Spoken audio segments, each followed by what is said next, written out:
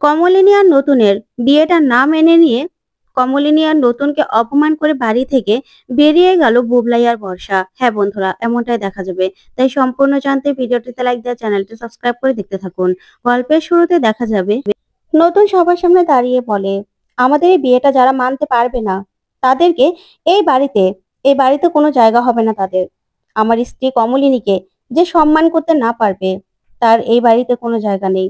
আপনাদের মনে প্রশ্ন আসতেই পারে, আমরা তো সবসময় বলেছিলাম যে আমরা বন্ধু, আমরা একে অপরের চিরসখা। তাহলে তাহলে আমি আপনাদের কাছে একটা প্রশ্ন ছুড়ে দিতে চাই। আচ্ছা, চিরসখা কি কোনোদিনও কোনোদিনও স্বামী স্ত্রী হতে পারে না? দুজন বন্ধু কি কোনোদিনও একে অপরের চিরসখা হয়ে সারাটা জীবন কাটাতে পারে না? বিয়ের পরেও আমরা আমরা যে চিরসখা হয়ে একে অপরের পাশে থাকবো, সেটা আমরা প্রমাণ করে দিতে চাই। আমরা থাকতে পারবো। আমরা সারাটা জীবন একসঙ্গে একে অপরের পরিপূরক হয়ে কাটিয়ে দিতে পারবো। আজকে আজকে এই বন্ধুত্বটাকে বিয়ের স্বীকৃতি দেওয়া দরকার ছিল। তাই আপনাদের সবার কাছে আমি হাত জোড় করে বলছি, আমাদের বিয়েটাকে আপনারা মেনে নেবেন, প্রাধান্য দেবেন। আর আমরা যেন একে অপরের চিরসখা হয়ে সারা জীবন কাটাতে পারি সেই আশীর্বাদ করবেন। তখনই বুবলাই বলে ওঠে, ছি নতুন কাকু, আমাদেরকে এইভাবে ঠকালে? কেন ঠকালে তুমি? তখন বর্ষা বলে, আমি বলেছিলাম তো, আমি আগেই বলেছিলাম যে এরকম একটা কিছু হতে চলেছে। তুমি তো আমার কথা বিশ্বাস করোনি। তখন বুবলাই বলে, আমরা আমরা এই বাড়িতে থাকবো না। আমরা এই বাড়ি থেকে এখনই চলে যাব। এই সম্পর্কটা আমরা মানি না, বয়কট করছি। আমরা এই বাড়ি ত্যাগ করব আমরা। তখন তো এই কথাতে কেউ আর কিছুই বলে না। তারপরে দেখা যাবে নতুন বলে, দেখ, তোদের ইচ্ছা, তোরা যদি থাকতে না চাস এখান থেকে চলে যেতে পারিস, কিন্তু এই কথাটা রাখতে পারবি তো? তখন বুবলাই বলে, মা এই তোমার ক্যামেরা, আমরা যাচ্ছি। এই বলেই বুবলাই সেখান থেকে বেরিয়ে চলে যায়। তখনই ঠাম্মি বলে, বৌমা, আমি তোমাকে আশীর্বাদ করছি। তুমি কোনো রকম কোনো ভুল করনি। তোমরা যা করেছো একদম ঠিক কাজ করেছো। এটা দরকার ছিল। আমি তোমাকে মন থেকে আশীর্বাদ করি, তুমি সব সময় ভালো থাকো। সব সময় তুমি যেন আর কোনো দুঃখ না পাও। তখন বড় ঠাম্মি বলে, হ্যাঁ বড় বড় বৌমা, তোমাকে আমি আশীর্বাদ করছি, তুমি যেন ভালো থাকো। তখন তো ঠাম্মি খুব খুশি হয়ে যায়। ওইদিকে দেখা যাবে কমলিনীর মা নতুনকে বলে, নতুন, আমি তোমাকে ভুল বুঝেছিলাম বাবা। তোমাকে আমি কত কথাই না বলেছি, কত রাগ করেছি তোমার সঙ্গে। তুমি কিছু মনে করো না, তুমি আমাকে ভুল বুঝো না বাবা। তখন নতুন বলে, না না মাসিমা, আমি কোনো কোনো রাগ করিনি, তবে জামাই আদরটা কিন্তু আপনাদের কাছে পাওনা রইলো।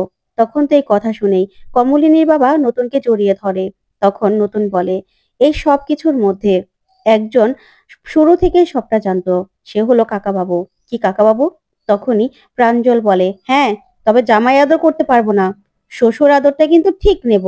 তখন এই কথা শুনে সবাই হাসতে থাকে, আনন্দ পায়। তখন কমলিনী নতুনকে বলে, কি, কেন কেন তুমি আমাকে ঠকালে নতুন ঠাকুরপো? কেন তুমি আমাকে আগে বললে না? তখন নতুন বলে, দেখো কমলিনী, তোমাকে আমি কাগজটা পড়ে দেখতে বলেছিলাম, কিন্তু তুমি আমাকে অন্ধবিশ্বাস করো বলে তুমি কাগজটা পড়ে দেখোনি। আর ঠিক আছে, আমি না হয় তোমাকে মুখে বলিনি, কিন্তু আমি জানতাম যে তুমি তুমি মনে মনে এটাতে খুশি হবে। আর আমি যেটা করেছি সেটা ভেবে চিন্তেই করেছি। আমাদের দুজনের জীবনটা আমাদের দুজনের কমলিনী, তাই তোমাকে ভালো রাখার দায়িত্ব আমাদের, আমার। তখনই অনন্যা বলে, আচ্ছা নতুন, তুমি তুমি যে এই কাজটা করবে আমাদের তো জিজ্ঞাসা করতে পারতে। আমরা এখানে আসতে চাই কি চাই না আমাদেরও তো মতামত আছে, তাই না? আমাদের আগে জানালে ভালো হতো না? তুমি যে এসব কিছু করেছো। তখনই স্বর্গজিৎ বলে, না, আমার ভাইকে তো আমি চিনি, আমার ভাইকে আমি পূর্ণ সমর্থন করছি। ও যা করেছে একদম ঠিক করেছে। আমার ভাইকে নিয়ে আমার গর্ব হয়। নতুন, তুই যা করেছিস একদম ঠিক করেছিস। তখন দেখা যাবে সবাই মিলে খুব খুশি। তখনই নতুন কমলিনীকে বলে, আচ্ছা কমলিনী, এই যে সবাই আমাদের অনুষ্ঠানে এসেছে, আমাদের বিয়েতে এসেছে, তাহলে তাদের জন্য তো একটা উপহার দেওয়া দরকার, তাই না? একটা গান গাও না। তখন কমলিনী তাকিয়ে থাকে নতুনের দিকে। তারপরে নতুন কমলিনীর জন্য গান গাইতে থাকে সবার সামনে। তারপরেই কমলিনীও নতুনের জন্য গান গাইতে থাকে। সবাই মিলে খুব খুশি। তখন মিঠি এগিয়ে আসে। তখন মিঠিকে জড়িয়ে ধরে নতুন। ওইদিকে কুর্চি এসে কমলিনীকে জড়িয়ে ধরে। বাড়িতে যেন খুশি, খুশি আর খুশি। সবাই মিলে খুশির বন্যা বয়ে যাচ্ছে। তখন একে অপরকে জড়িয়ে ধরে নতুন আর কমলিনীর বাবা। ওইদিকে বাবিলও এসে নতুনকে জড়িয়ে ধরে। এই দৃশ্য যেন চোখে দেখার মতো। তখনই নতুন বলে, আমাদের আরেকটা কাজ বাকি আছে তো কমলিনী।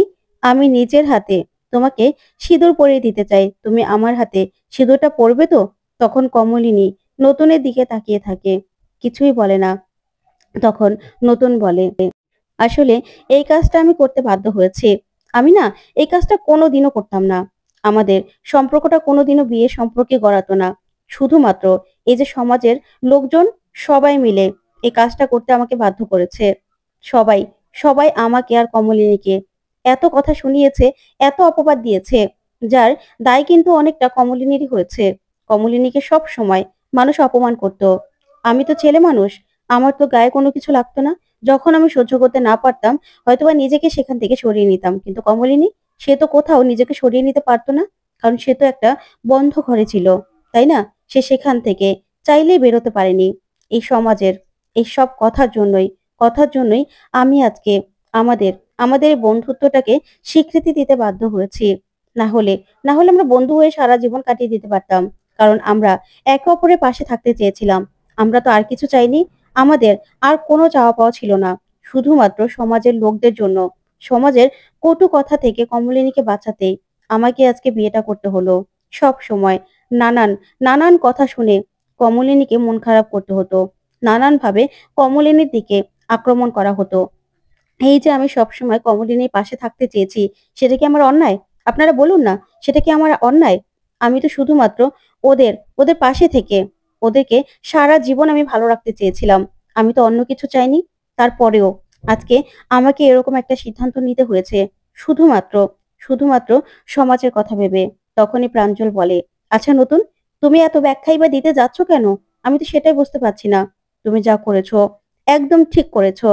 না হলে না হলে বুড়িমায়ের কি হতো বলো তো? তুমি তো শুধুমাত্র বুড়িমাকে ভালোবাসোনি, তুমি তার পরিবার, তুমি সবাইকে, ওর ছেলে মেয়ে সবাইকে ভালোবেসেছো। তাছাড়া তোমার তো কোনো অন্যায় আমি দেখছি না। তুমি যা করেছো একদম ঠিক করেছো। দুজন ভালোবাসার মানুষ এক হয়েছো, এখানে কোনো অন্যায় নেই। কারো কাছে তোমাকে ব্যাখ্যা দিতে হবে না। তখন কমলিনীর বাবা বলে, ঠিক বলেছো। আসলে একজন বাবা সবসময় একজন সুপাত্রের হাতে নিজের মেয়েকে তুলে দিতে চায়। আমিও না সেরকমটাই সবসময় স্বপ্ন দেখতাম। কিন্তু আমার মেয়ের জীবনটা যখন ছারখার হয়ে গেল, তখন আমি ভাবতাম যে আমার মেয়ের জীবনটা এরকম ভাবে ছারখার হতো না যদি আমার মেয়েকে তোমার হাতে আমি তুলে দিতাম। সত্যি বলতে কি, আমি সবসময় এটাই চাইতাম।